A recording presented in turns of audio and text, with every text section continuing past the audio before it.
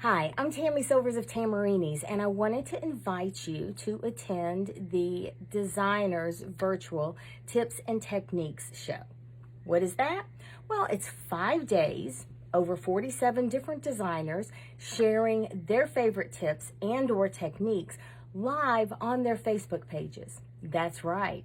So you can, from May 5th at 12 p.m. Eastern Time until 8 p.m. May 9th, Eastern Time, check out 47 different designers and see what tips and or techniques they have to share with you live on their Facebook pages. Now, if you're thinking, oh my gosh, Tammy, I have a job, I have a life, I can't sit in front of the computer that long. No worries. I have posted the full schedule. It's going to be here in the description of this video, but I've also given you a link to my website, and I have the full schedule there with the hyperlink, so you can go to their Facebook pages anytime after they present and see it there. And guess what? A lot of these folks are going over to Instagram, and they're going to be sharing information there as well. Now, it could be the same content. It could be different content. I don't know. Who knows? But you can see it in IG Live for the next 23 hours after they present, or some of them are going to post it on their IGTV. Now, if you're not familiar with IGTV, when you click on someone's feed, if they have an IGTV channel, there's going to be a little TV icon that's going to be there in the center. And you'll be able to click on that, and you can see any videos that they've posted. Sounds awesome, doesn't it? I know. I am so excited about all of these talented folks that are going to be sharing with you some best practices, some tips, some techniques with dealing with all kinds of information that has to do with quilting. Now, while I have you here, I thought I would go ahead and share with you something that's near and dear to my heart. Now, if you're going to be stitching, if you're going to be quilting, eventually you're going to have to iron. You're going to have to press, and it can make all the difference in how your project looks. So I want to give you some of what I consider best practices. Okay, so I've got my ironing surface. Yes, this is my ironing board. I've got one of those wide boards. And a week or so ago, I decided it was looking pretty rough.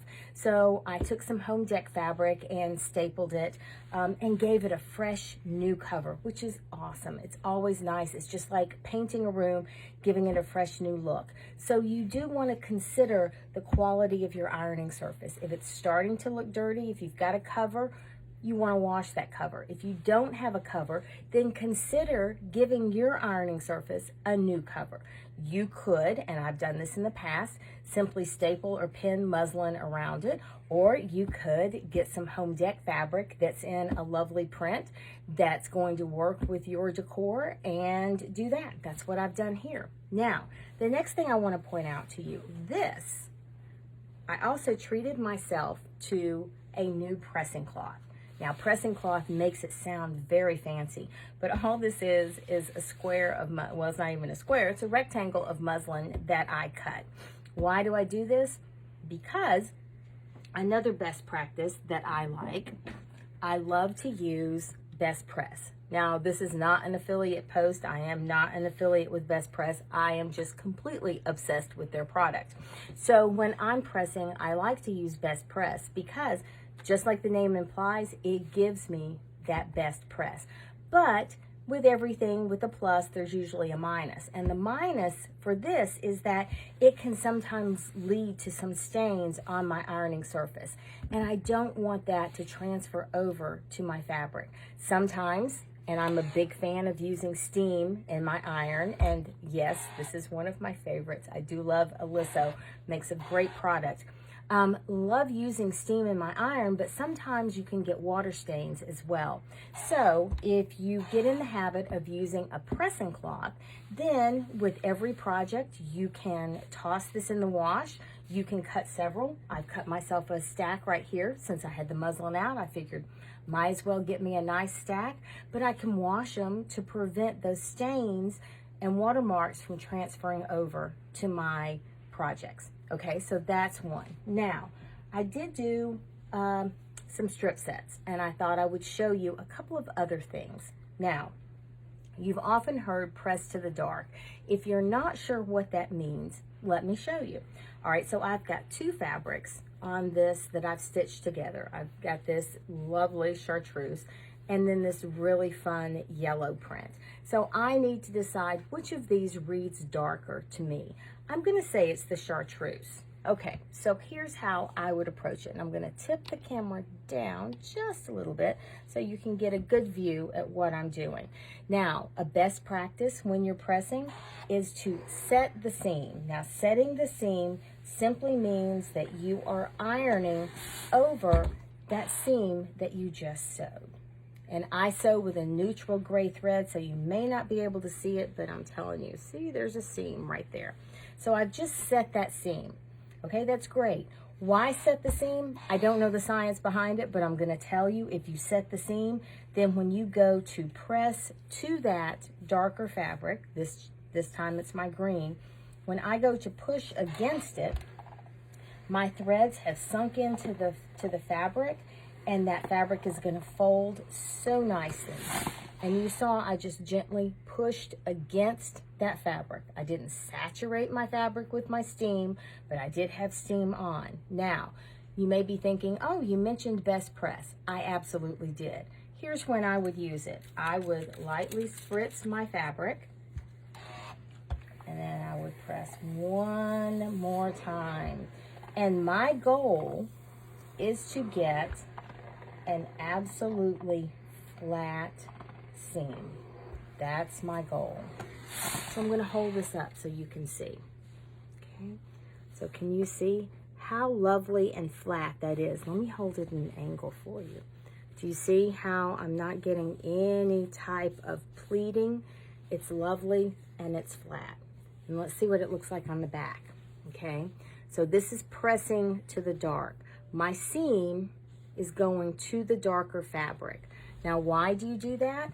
Well, it helps prevent shadowing, because if you have a lighter fabric and your seam were to go under that lighter fabric, you might get some shadowing. That seam might show through.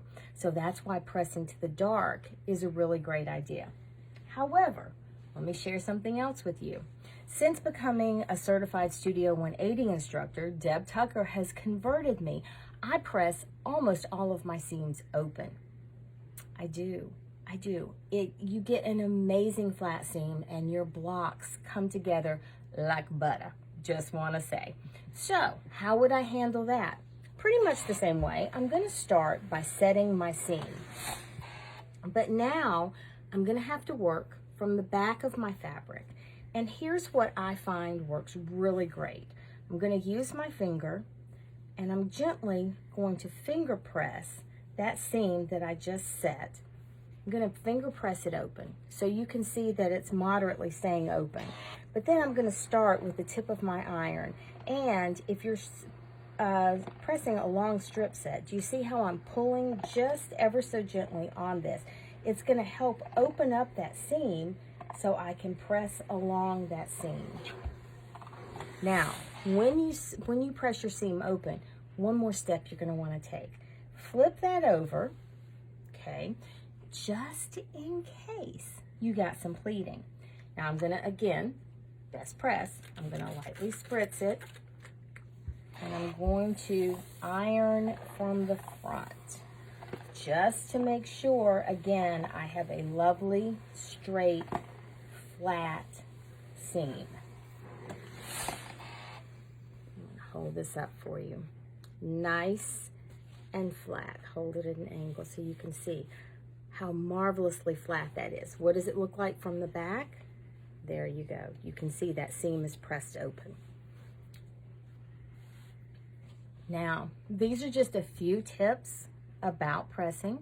Just wanted to share those with you because your accuracy, it truly does begin with the cutting, but let's be honest, you're gonna cut. If your cutting is accurate, awesome. You're gonna stitch. You have an accurate 1/4 inch seam, amazing. You're gonna press. Good pressing is going to ensure that you are continuing to be accurate and your pieces are gonna come out the right size. And then you're gonna have a wonderful time piecing that next project. Now, I hope this has helped. I hope that you gathered a little bit of useful information about pressing. I am going to be coming back at the end of the week, want to wrap things up, share some of the things that I've learned, give you some of the highlights, and share another little tip with you. But please check out the schedule. Please visit all of the fabulous, talented designers that are participating in this fun event. And hey, I would love to hear from you. What would you like to see next from us designers? We did a trunk show for you last month. This is tips and techniques. What else could we do for you that would be fun to see on Facebook? Would love to see some ideas from you. So you can drop those in the comments and I'll be sure to get back to you. Oh, and one last thing. We do have a public Facebook group where we're going to be sharing a lot of these videos, and the link to that public Facebook group is also in the description. So I do hope that you'll join us. I hope you'll sign up for everybody's newsletters, sign up, subscribe to their blogs, follow everybody on Facebook, on Instagram, on Pinterest, whatever their social media is, to show a little bit of love and support as well. That would be amazing. And as I like to tell you every time, happy stitching. Bye.